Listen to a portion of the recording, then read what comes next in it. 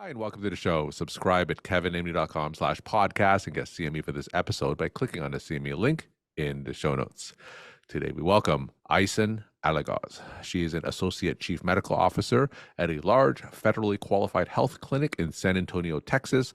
Today's KevinMD article is Sham Peer Review Epidemic, a Doctor's Career Destroyed. Aysun, welcome to the show. Thank you so much for having me. I'm very excited. So let's start by briefly sharing your story and journey. Yes, so in 2011, I was in a town about 40 miles outside of San Antonio in a solo practice as an OBGYN. At that point, I had been there approximately 9 years, and my solo practice I had had for 6 years at that point. And on just basically a regular day, I got a phone call from the vice CEO saying that I had to be at an urgent meeting, and I wasn't really allowed. Actually, I wasn't told what it was about until I got there. They just said you need to show up, and this is the time. And so basically, it was for the peer review committee, and I was placed under peer review, and I was accused of mismanaging a patient of one of my colleagues when I had been on call. So it was very dramatic, and basically I was told that I need to resign from the hospital, and I was being given what's called a summary suspension. And summary suspension typically is given to physicians that are considered danger to the public. Historically used to be doctors that would come, to the operating room either drunk or impaired somehow. And so they received a summary suspension and basically were told they can't work at the hospital, and literally are walked off the premises of the hospital, which is what happened to me.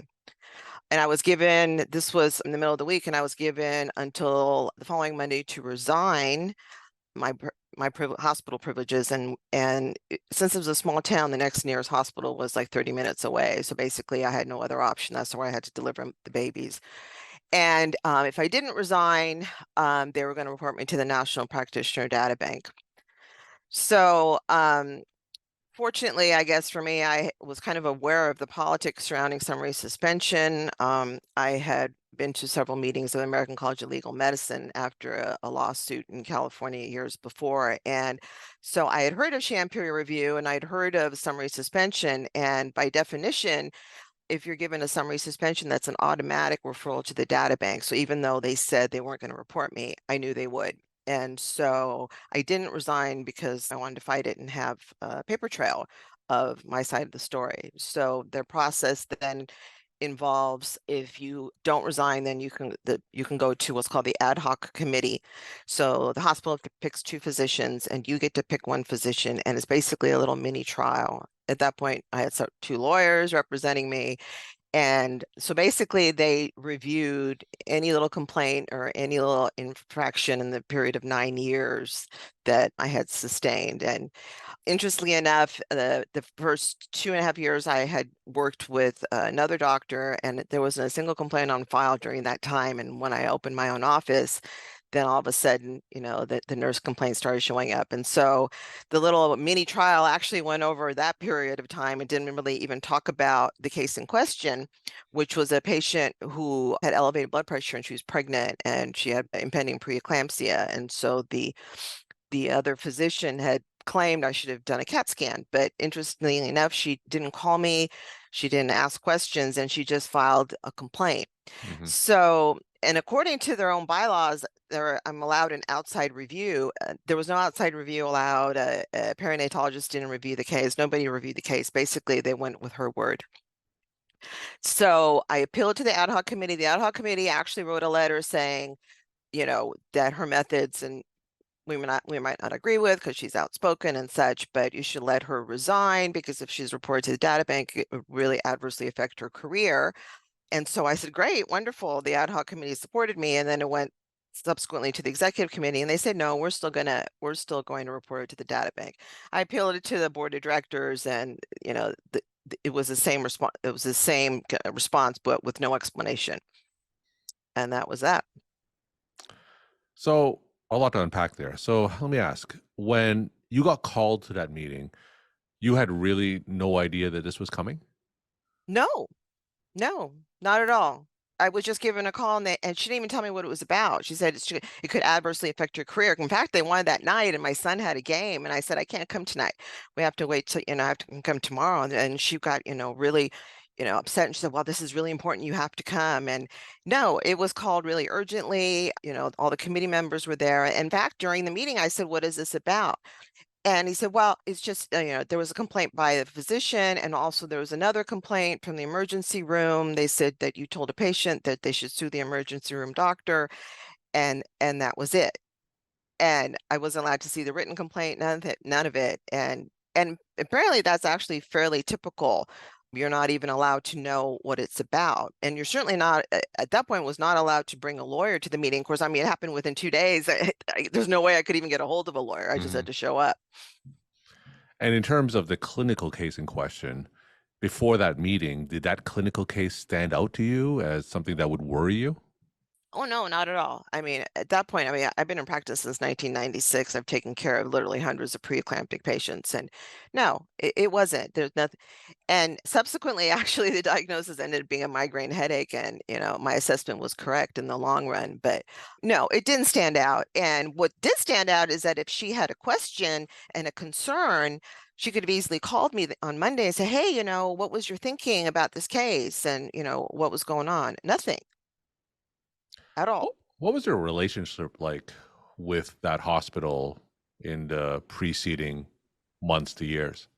Well, it's a very small hospital and a very small OB department. When I got there, there were two older gentlemen that had been there for like 20 years, and they needed a female in town. This was in 2002. And so I was recruited to join the younger one, and we had good relations. He was an excellent physician. We worked together well. I had no issues with him in that respect. I didn't particularly like how he ran his office, and I voiced some concerns which weren't addressed. And so my husband at the time and I decided, well, we're going to open our own office. We're going to be kind of like the boutique office, all female, and Mhm. this type of stuff. And so the issue started after that. Mm. Basically, I ended up with a target on my back, and the physician I left literally didn't speak to me for a year, never called me to assist in any surgeries.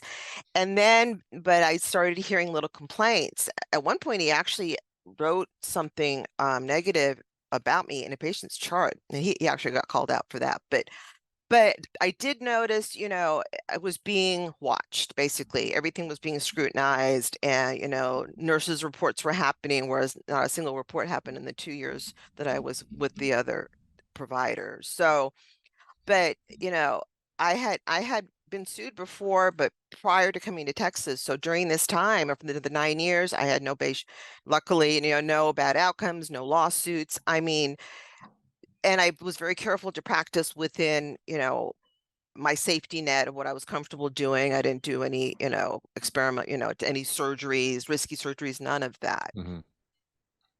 So you told your story in the KevinMD article, Sham Peer Review Epidemic, a doctor's career destroyed. So is it conceivable that the medical administration for that hospital brought these allegations against you because you were a competing clinic? I thought of that for the longest time, that maybe it was political, because what the head of the executive committee right around that time had actually started his own group practice, and this particular female had joined him in his group practice. And the practice was had a urologist, I think a neurologist, and she would be the OB. And so I thought, at that point it was competition. To this day, I don't really know, but there was a little bit of a personal interaction with the vice CEOs. Let's just put it, what I have a theory of what could have potentially happened in relation to the vice CEO, and potentially a personal vendetta against me is the only other thing I could come up with, because it's a very small town and the rumor mill, ran rampant basically. So either reason actually is terrible, especially if it was a vendetta, because she killed my career if that was the case. So what does this say about the peer review system because of the fact that they could bring up these allegations against you and essentially force you to resign, perhaps because of a political or personal reason?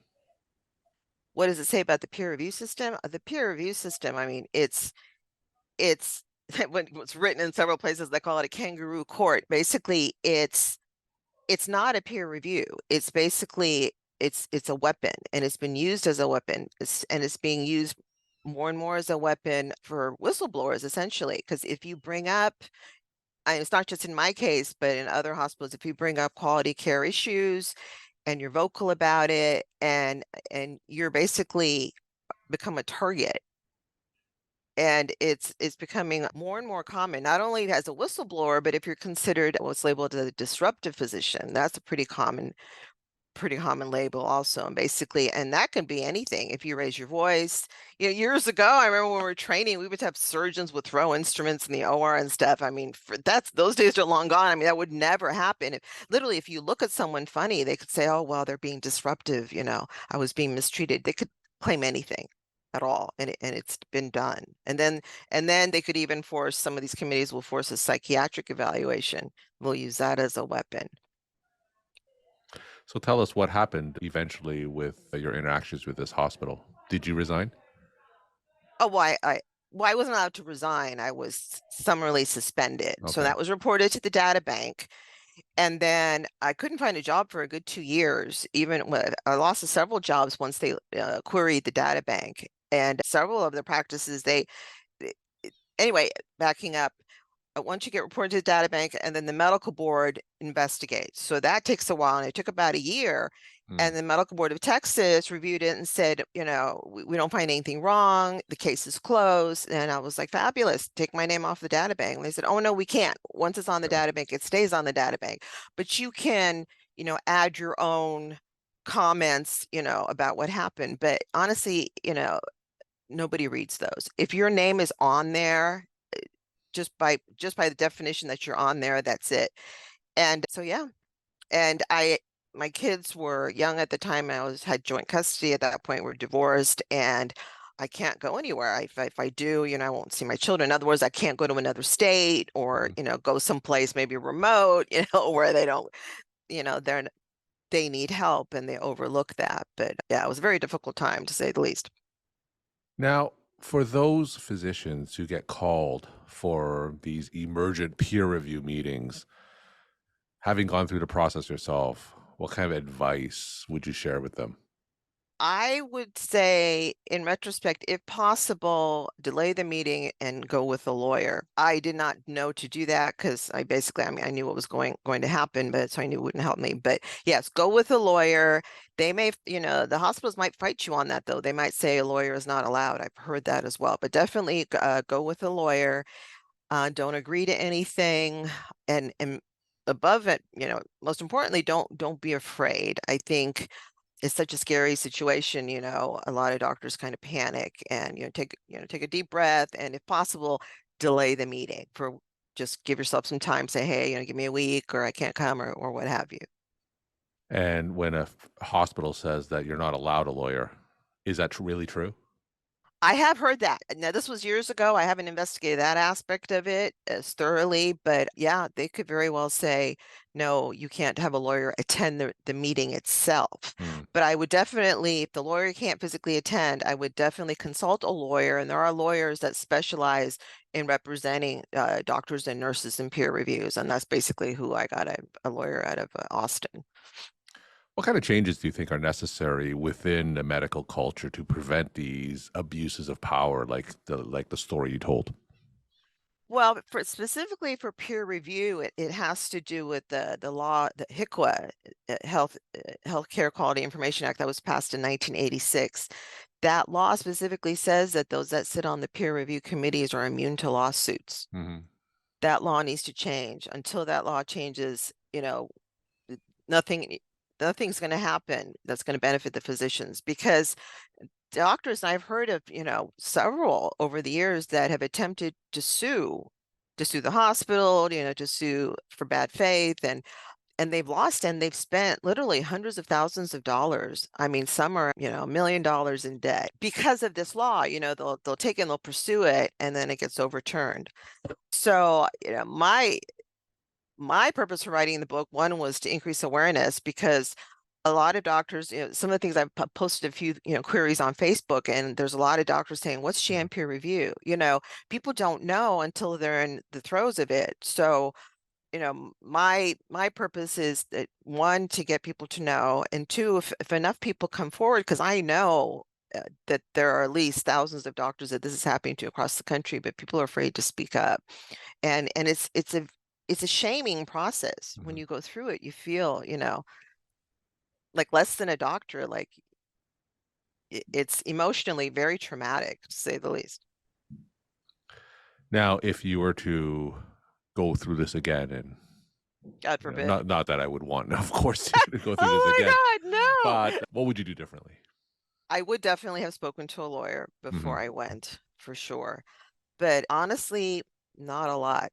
I don't think it could have played any other way, because I fought my way, up into the board of managers. And I didn't basically resign. Now, the only other thing I would think of, if I could have maybe got them to change their the language, if they had dropped the summary suspension specifically, it wouldn't have been as damaging. But because certain things are much more damaging, like a summary suspension, Mhm. or also if you resign under investigation, that looks very bad. In fact, I guess that is now one of the statements. I heard one of the doctors who sits on privileging committee saying that that's one of the questions that it is on a lot of the hospital applications. Did you ever resign while being investigated? And Mhm. if you check yes, they won't give you privileges. So, I mean, this is like a permanent mark on your record. We're talking to Aysun Alagoz. She's an associate chief medical officer at a large federally qualified health clinic in San Antonio, Texas. Today's KevinMD article is Sham Peer Review Epidemic, a Doctor's Career Destroyed. Aysun, let's end with some of your take-home messages that you want to leave with the Kevin MD audience. Read about sham peer review, learn about it and get comfortable, and look up Dr. Huntoon. Lawrence Huntoon is a physician. He's a neurologist who has quite a bit of does a lot of writing on the topic, and he has some excellent YouTube lectures. Listen to some of his lectures, and just be careful about what's around you in the hospital and the hospital politics. Be a little bit more aware, maybe, than I was, and in anticipation of any potential issues. Aysun, thank you so much for sharing your perspective and insight and story, and thanks again for coming on the show. Thank you so much.